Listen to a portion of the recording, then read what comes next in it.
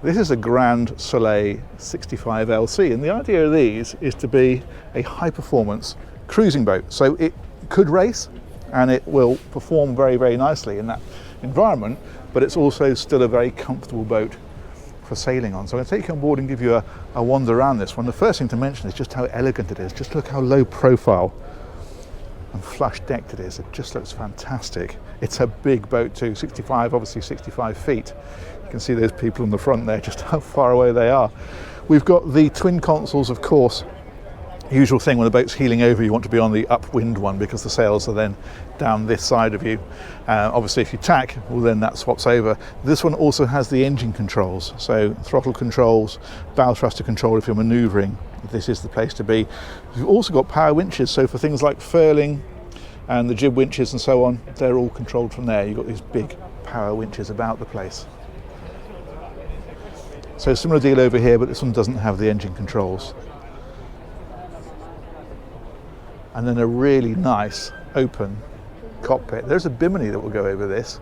They've taken it off of the boat show just to make it look nice. And also a spray hood which actually retracts inside the boat. I'll show you that as we go on the deck in a minute. But I'll take you inside first of all. The table, of course, these leaves lift up, so you can make that a lot bigger if you want to. And then we'll head on down inside. What you've got here then is a washboard that extends out from the step, and then this one slides across to meet it. And in we go.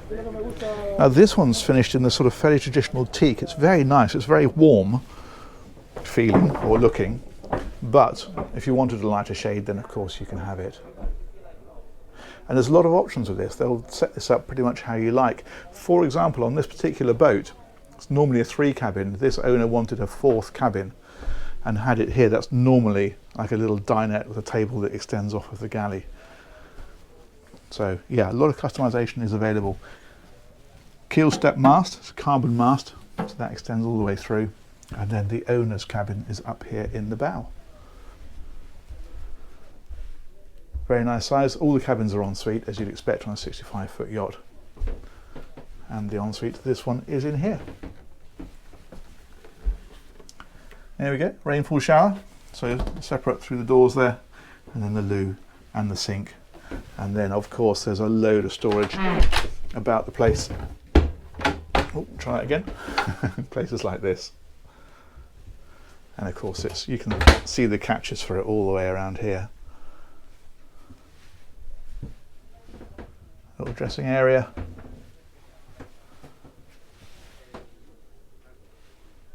Very nice. So if we head back a little bit further, this is this extra cabin then. And this owner has this actually for his skipper. So there is a separate area at the front.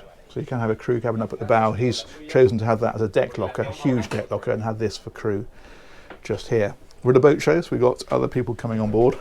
That shouldn't slow us down though. Galley is over on this side. We've got the refrigeration here.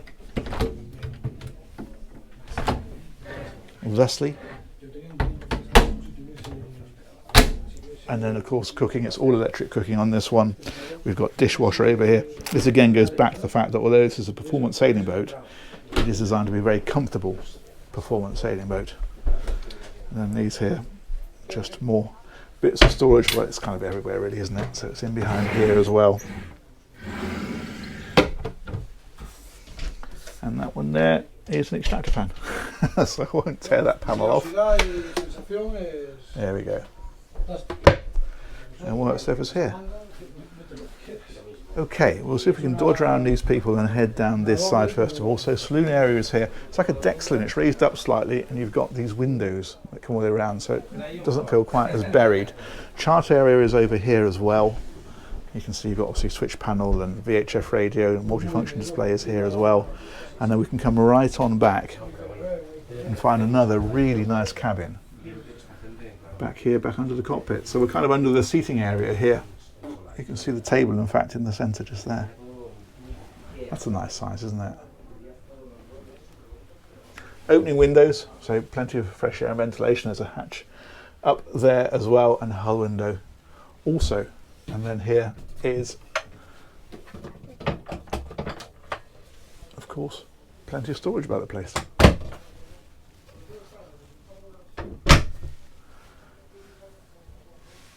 There we go. This has an ensuite. That's tucked away in here. Separate shower again, the loo, the sink, the microwave. And then we will cross over. Again, this is ensuite, but what they've done here is added a door on this side so that this can be the day heads. Like so. That actually takes you into the shower, but then of course you can go through into where the toilet is.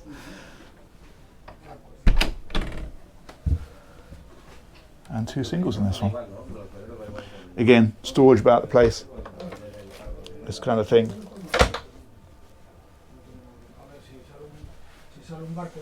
And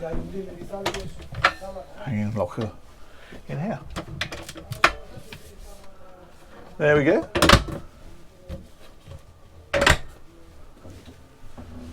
Very good. Very nice. It's a nice cabin, isn't it? Plenty of headroom, plenty of light, plenty of ventilation. Good stuff. Okay, we're going to head out of here. Now in the centre we have got the engine. But I can't access it because it's got little locking sections on there. You need a little cranking handle to do it. I don't know where it is. But it's a Yamaha 170 horsepower. It's just an auxiliary, obviously, just to get you in and out of harbour, really, or when you're becalmed. And it'll cruise at about 9 knots under power. Sailing, however, different matter. Of course, depends how strong the wind is blowing and how brave you are, but anything up towards about 15 knots under sail, apparently. These are these little things here. So you put like a winch handle in there and turn those, and then you can release it. But I don't have it, so we're thwarted there. Let's go up and have a wander around the decks, and I'll show you that area. So I'm going to take you right aft first of all. There's a few people on here, but we'll manoeuvre around them. There's actually a tender gouge on this one, so we come right to the back. This transom will drop and it'll take a 3.2 metre tender. That's access to it also straight down through the deck. I'll take you up around the side decks.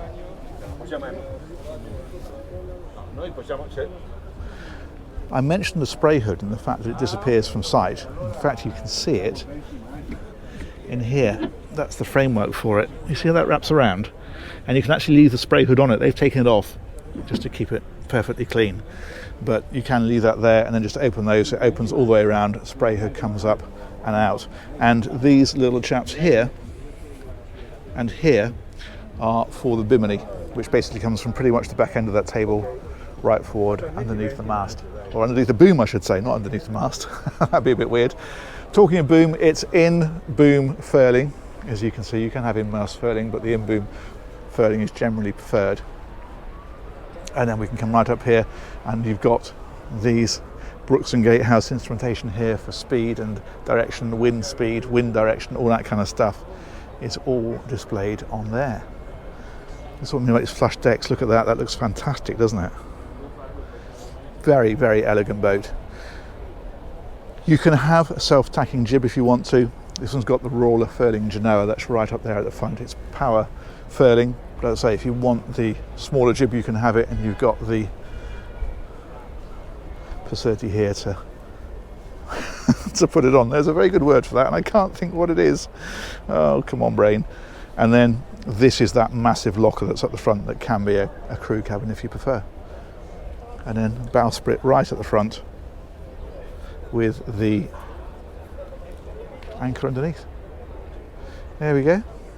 We've got cleats that fold flush, so that pops up like this, and this is how she looks from here. That is one of the most elegant sailing boats I think I've been on. I mean, it helps of course that it's 65 foot long. That always makes them look prettier, but that is a nice looking boat, isn't it? And that there is the rig. Fantastic.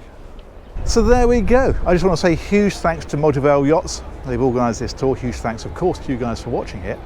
Let me know what you think of that one in the comments, and we will catch you on one of these real soon.